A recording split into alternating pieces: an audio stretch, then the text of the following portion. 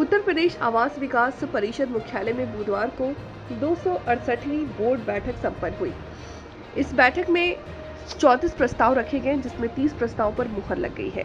इन प्रस्ताव में मुख्य रूप से सरकारी कर्मचारियों को 50% भुगतान पर ही परिषद के फ्लैट में कब्जा दे दिया। इसके अतिरिक्त सेवानिवृत्त सरकारी कर्मचारियों को 70% भुगतान पर ही अपना घर मिल जाएगा। बता दें कि परिषद के बचे हुए 10,000 फ्लैट को बेचने के लिए ये प्रस्ताव पास हुआ है। ट्रांसपोर्ट नगर हादसे के बाद परिषद की योजनाओं में 15 मीटर ऊंची इमारत का सीसी सर्टिफिकेट जारी करने के लिए आईआईटी, एनआईटी जैसे प्रतिष्ठान संस्थानों में स्ट्रक्चरल ऑडिट रिपोर्ट की जरूरत है। देवा रोड पर 2016 में प्रस्तावित इंटीग्रेटेड टाउनशिप योजना को अब परिषद शालीमार बिल्डर को बेचा है।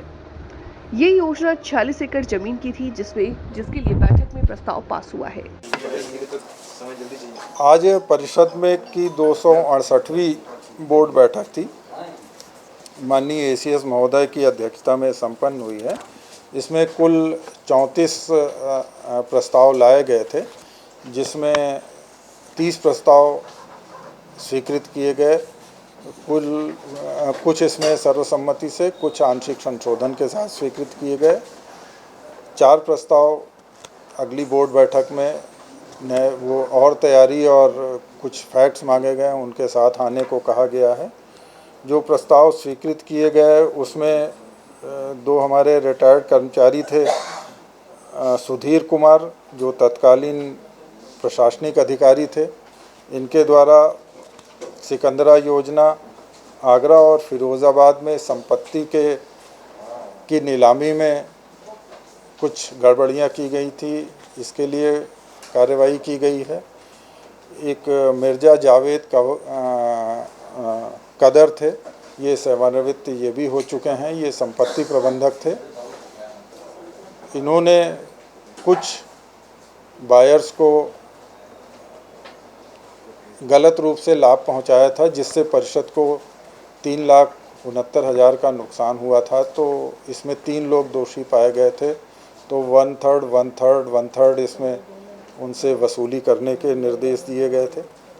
एक महत्वपूर्ण प्रस्ताव ये हुआ कि परिषद की योजनाओं के अंतर्गत जो 15 मीटर से ऊंचे बहुमंजिले भवन हैं, उनका स्ट्रक्चरल ऑडिट कराया जाए सीसी देने से पहले।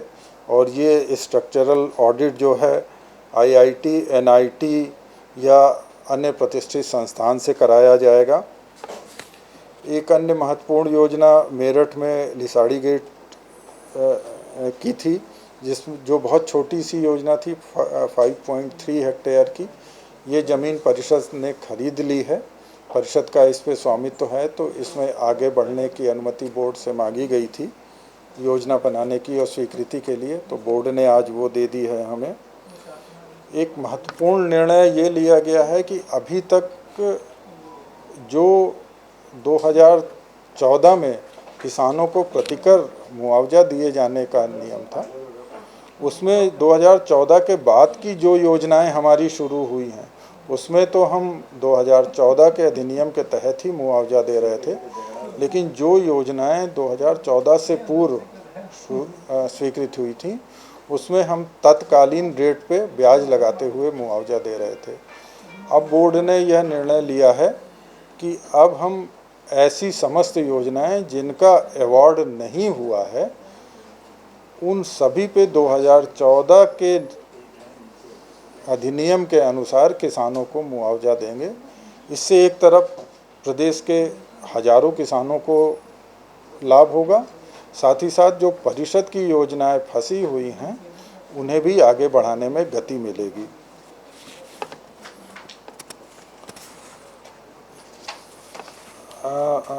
अवध विहार योजना में कतिपय सैनिकों द्वारा अपनी दुकान और घर बनाए गए हैं, जो नियम विरुद्ध तरीके से बनाए गए हैं। इसमें कुल 55 सैनिक थे, जिसमें से 8 को पूर्व में समायोजित किया जा चुका था। 25 अन्य सैनिकों ने अपनी सहमति दी है, तो बोर्ड ने उन्हें भी समायोजित करने का निर्देश दिया है। इसके अंतर्गत हम उन्हें 60 मीटर से लेकर 200 मीटर तक का भूखंड उपलब्ध कराएंगे।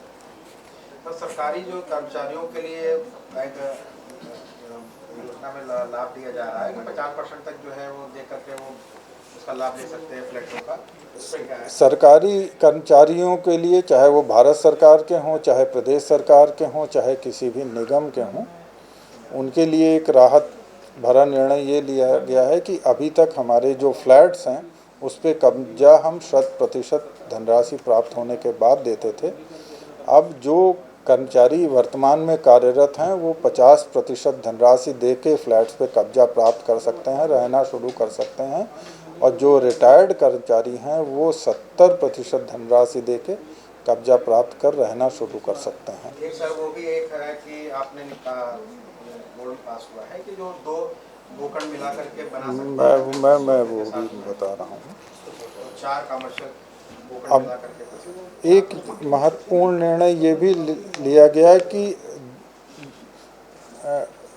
आवासीय क्षेत्र में 2 भूखंड और व्यावसायिक क्षेत्र में 4 भूखंड मिला के 1 भूखंड किया जा सकता है।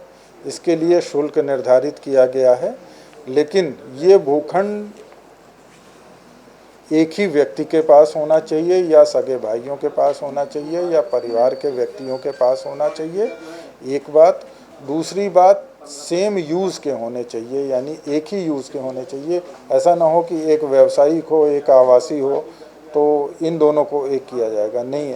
जहाँ व्यावसायिक है वहाँ व्यावसायिक को किया जाएगा, जहाँ आवासीय है वहाँ पे आवासीय को किया जाएगा। निर्णय एक आखिरी है कि जो लिया गया है कि भूखंड जो काफी समय से नहीं निकल रहा है, वो 5 साल से लगातार जो 10 बार लिया जाएगा, तो वो अगली बार जो है मतलब एक आवंटी ही अगर आता है उस ऑक्शन में शामिल हो तो उसको दे दिया जाएगा। मतलब परिषद की बहुत सारी ऐसी संपत्तियां हैं जो कई बार नीलामी में लग रही हैं और उनके खरीदार नहीं आ रहे हैं।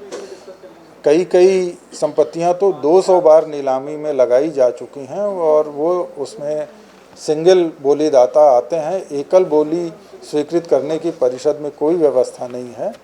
तो अब ये नियम बनाया गया है कि कोई भूखंड यदि 5 साल और 10 बार से अधिक बोली में लगाई गई है और उसके बाद भी उस पर एकल बोली आती है तो उसे स्वीकृत किया जा सकता है।